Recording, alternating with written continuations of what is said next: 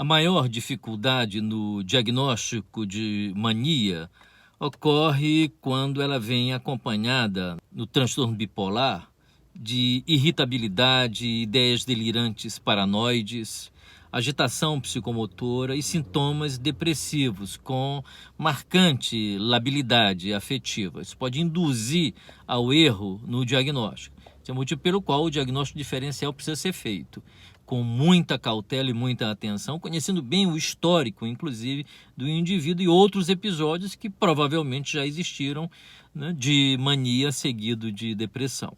Quando os sintomas depressivos estão presentes de uma maneira muito marcante, muito severa, o quadro é dominado por aquilo que os psiquiatras gostam de chamar de episódios misto. Mistura as duas coisas, euforia e tristeza, prevalecendo ora uma, ora outra, dependendo da tipologia marcante do transtorno bipolar, que aparece, né, de diversas formas nos diversos indivíduos. Alguns com determinados sintomas mais evidentes e outros não. Até mesmo, né, episódios diferentes de mania podem alternar, né, sintomas diferentes.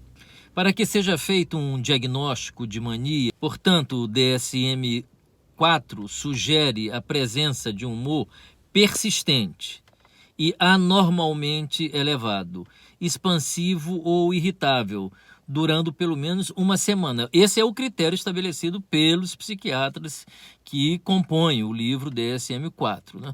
Tem que haver pelo menos uma semana com esses sintomas que foram sugeridos aqui agora, que foram listados aqui agora.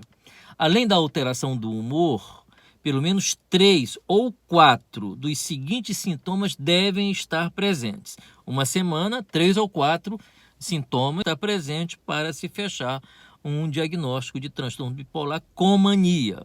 O primeiro é a grandiosidade, nós já falamos sobre isso aqui.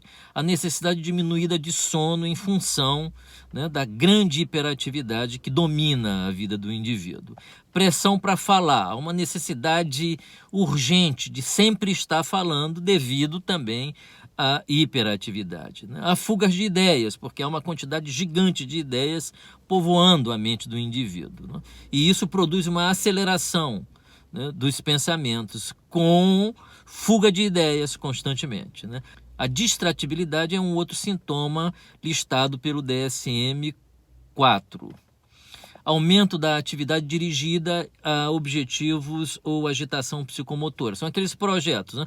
200 projetos ao mesmo tempo são desenhados com uma rapidez extraordinária ao longo de toda uma noite de insônia, e no dia seguinte o indivíduo ainda está repleto de energia para dar e vender, né? Uma verdadeira usina de energia é disparado dentro de um processo de mania clássico. E também há um envolvimento excessivo em atividades prazerosas, a gente também falou, né, no vídeo 1, né, sobre mania, no que concerne a questão não só do trabalho, que gera prazer, né, e aí de um volume enorme de projetos que geram uma atividade prazerosa imensa, mas também a própria vida sexual do indivíduo se torna alguma coisa que pode impressionar bastante, né, o psiquiatra e o psicoterapeuta que está cuidando do caso. Os psiquiatras acham que uma falha dessa classificação do DSM-4 é não citar sintomas psicóticos entre esses critérios, né? De fato, é uma falha importante, porque frequentemente nós conseguimos enxergar sintomas psicóticos acompanhando o quadro de mania, né? Um outro critério sugerido pelos psiquiatras que é importante ser notado é que muitas vezes ou frequentemente a mania pode ser induzida pela própria medicação, ou seja, pelo próprio antidepressivo. É preciso ter cuidado para perceber qual é a fonte que dispara a mania. A CID-10, que é a Catalogação Internacional de Doenças da Organização Mundial de Saúde, é vaga, segundo os psiquiatras, na sua definição de mania, apesar de enfatizar a mania com e sem sintomas psicóticos, ao contrário do DSM-4. A CID-10 exige no seu manual clínico a presença de elação do humor, isto é, a elevação do humor fora da proporção, podendo variar de uma jovialidade descuidada e desconcertante, né? A animação do indivíduo causa espécie àquele que está assistindo aquela animação, né, a uma agitação praticamente incontrolável. O indivíduo simplesmente não consegue se conter, não consegue ficar sentado, não consegue ouvir nada que a outra pessoa está dizendo. E há aquela necessidade verborrágica de falar. Esta relação ou elevação do humor se acompanha de um aumento de energia, como nós já sabemos, levando à hiperatividade, um desejo de falar, uma redução da necessidade do sono, igualmente, como também insistimos em pontuar esse sintoma.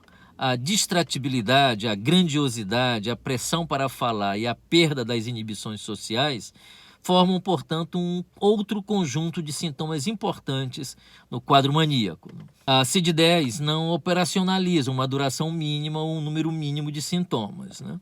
Então, cabe ao médico observar, né, o problema e perceber o que exatamente está ali presente, de maneira que ele possa fazer o diagnóstico correto, fazer a prescrição da medicação correta. Nós vamos falar sobre as medicações aqui daqui a pouco, né? E a terapia indicada para cada traço de personalidade, né, que cada um de nós carregamos com uma expressão singular do nosso existir no mundo, né? Algumas pessoas respondem bem à terapia cognitiva, outras respondem muito bem à terapia psicanalítica, né, a terapia psicodinâmica e a combinação de várias terapias ao mesmo tempo, né? E aí, naturalmente, isso carece, né, do profissional estar muito bem informado sobre o transtorno, né, que ele está tratando, mesmo o psicólogo não sendo médico, ele precisa estar muito bem informado sobre o transtorno que ele está tratando e conhecer as diversas abordagens e as ofertas que essas abordagens fazem para o tratamento, neste caso particular, do transtorno bipolar, né? E acrescentado a essa formação profissional, ele precisa ter um coração também, né? Ele precisa ter a sensibilidade de perceber por onde é que passa o desenvolvimento do indivíduo e o que esse sofrimento pode significar e pode também ser uma oferta de transformação e de desenvolvimento da personalidade, né? Porque todos nós temos doenças, né? Todos nós temos doença, todos nós somos seres carentes, somos seres de falta, né? E se somos seres de falta, essa falta que nos falta é um convite, ou pode ser entendido como um convite ao desenvolvimento. Então, o problema não é exatamente a doença, porque todos nós, em algum momento, podemos ficar doentes. Então, o problema que é colocado é um problema existencial. É o que você faz com aquilo que alcança você. Mas vamos continuar aqui falando da produção psiquiátrica sobre o transtorno bipolar. Nosso interesse não é falar sobre a psicanálise, nem sobre a psicologia do transtorno bipolar, mas identificar aqueles sintomas que caracterizam o transtorno bipolar, ou o transtorno afetivo bipolar. Alguns psiquiatras, portanto, né, enfatizaram a ativação psicomotora como central na mania. Humor depressivo ou ansioso seria um outro sintoma importante para identificar. Além de eufórico ou irritável, ausência de crítica e 4 dos seguintes sintomas precisam estar presentes: aumento de energia, diminuição da necessidade de ajuda, grandiosidade, sociabilidade excessiva, aumento da libido, fuga de ideias e distratibilidade.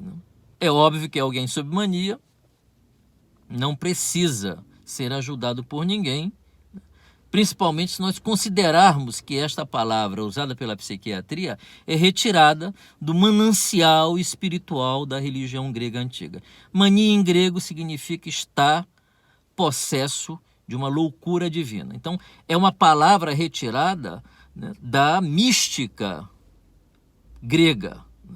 Não é uma palavra cuja origem está localizada nos estudos médicos da antiguidade. Não, é uma palavra que é retirada, né, da arquitetura espiritual da religião grega. Portanto, mania significa estar possesso de uma loucura divina. Nós vamos falar sobre isso no nosso vídeo, quando nós vamos lembrar Dioniso como o deus que frequentemente condena aqueles que não o cultuam à loucura divina ou à mania.